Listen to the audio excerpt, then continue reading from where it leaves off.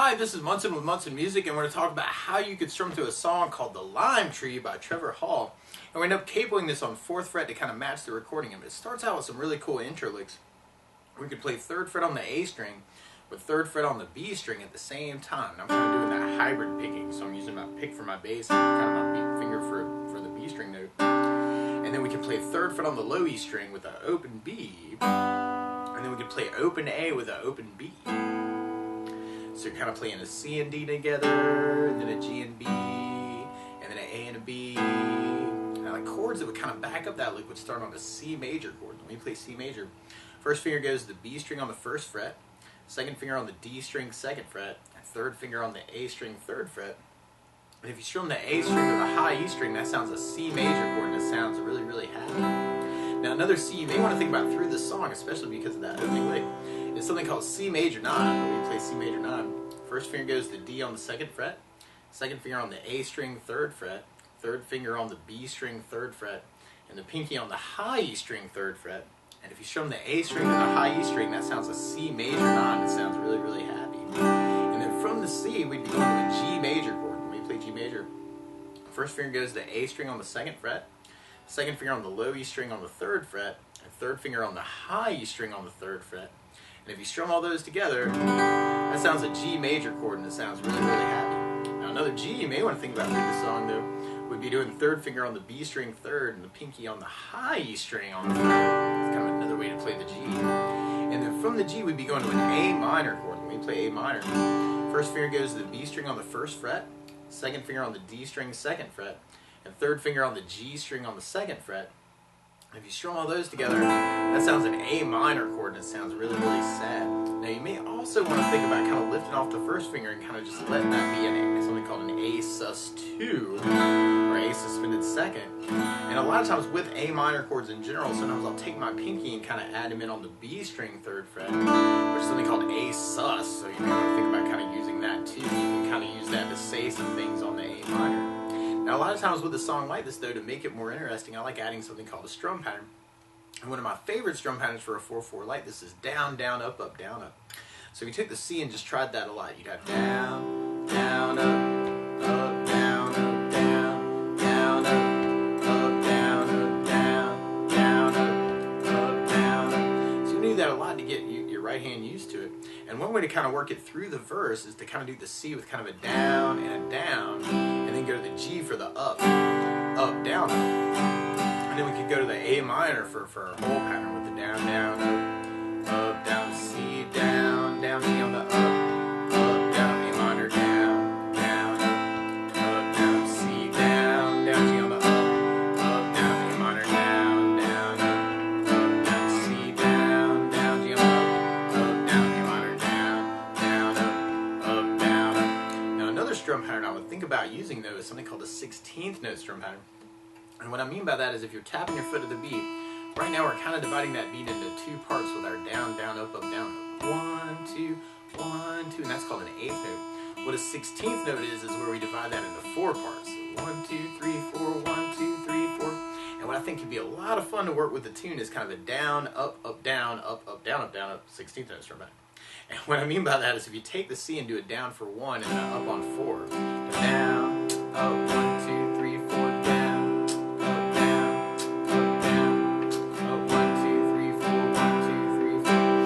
Second beat, you do a up on 2, down on 3. So you go 1, 2, 3, 4, 1 up, down, 1 up, down, 1 up, down.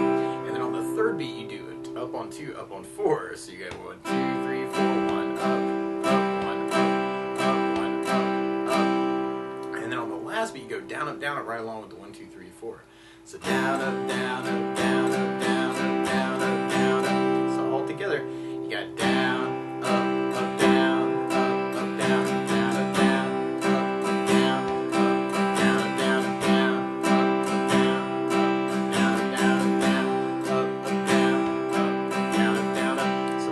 Do it would be doing the C with the down, up, and going to the G with the down, up, down, and then doing the whole pattern on the A minor.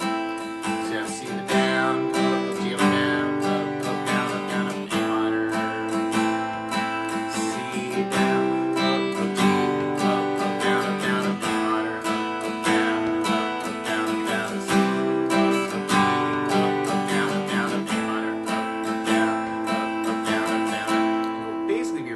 that until we get to our chorus part.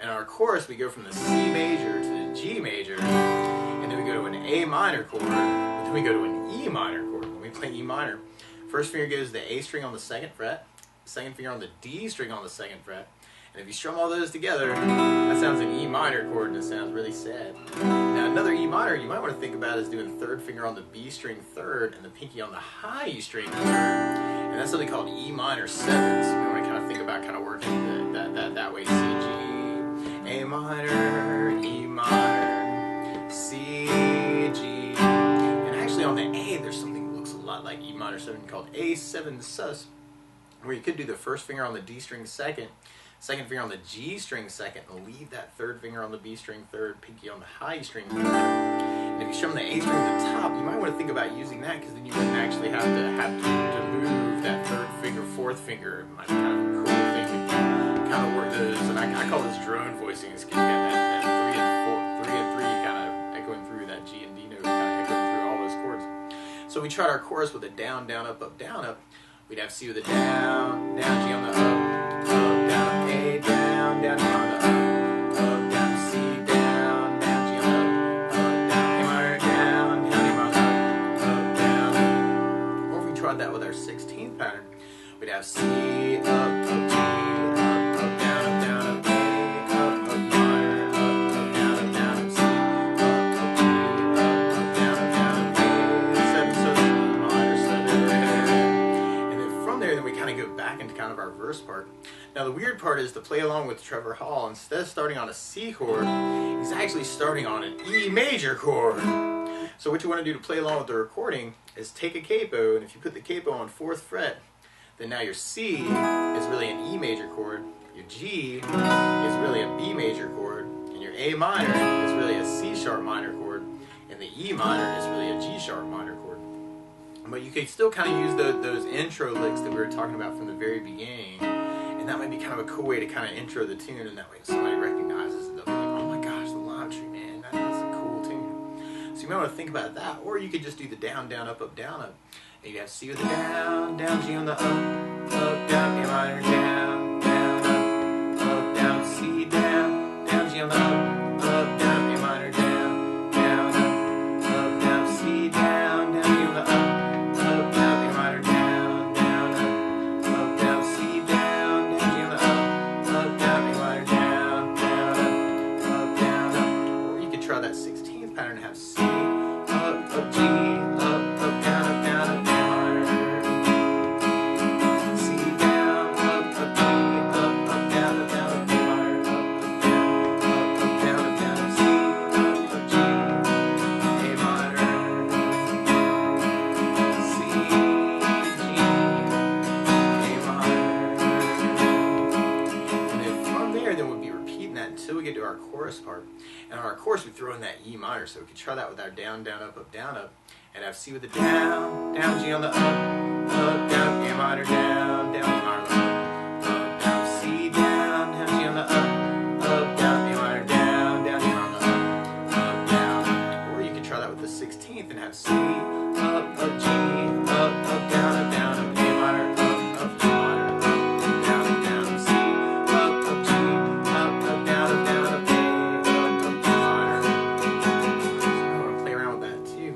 And then from there, then we go back into kind of our intro verse progression.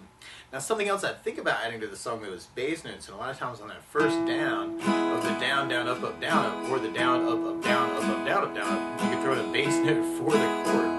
So on the C, you can do the A string for the bass on the C chord. On the G chord, you have the low E string for your bass, down, up, down. Then on the A minor, you have the A string for your bass, and on the E minor, you have the low E string for the bass. So we tried our verse progression and add basses. We'd have C with an A bass, down, G on the up, down, A minor with an A bass, down, down, C with an A bass, down, G on the up, down, A minor with an A bass, down, down, C with an A bass, down, G on the up, down, A minor with an A bass, down, down.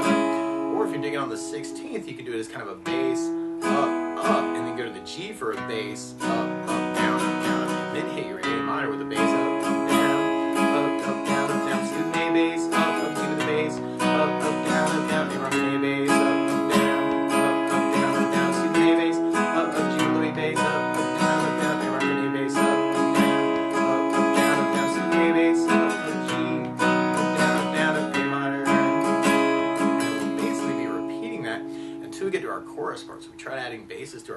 minors. We'd have C with an A bass, down, G on the up, down, A minor with an A bass, down, E minor with an up, down, C with an A bass, down, G on the up, down, A minor with an A bass, down, E minor with an up, down, C with an A bass, down, G on the up, down, A minor with an A bass, down, E minor with an up, down, C with an A bass, down, G on the down, A minor with an A bass, down, E minor with an up, down. Or if we tried that with our 16th, then we'd have our C, G, A minor.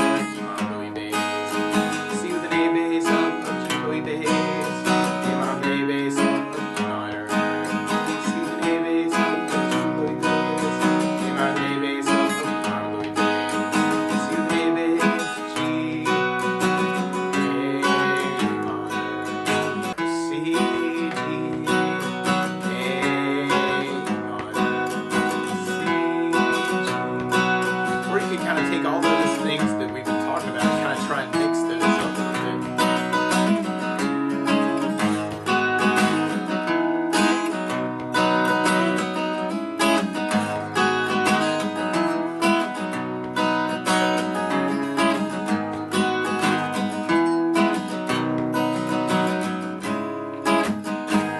But that's the basics of how you can strum through The Lime Tree by Trevor Hall. So good luck!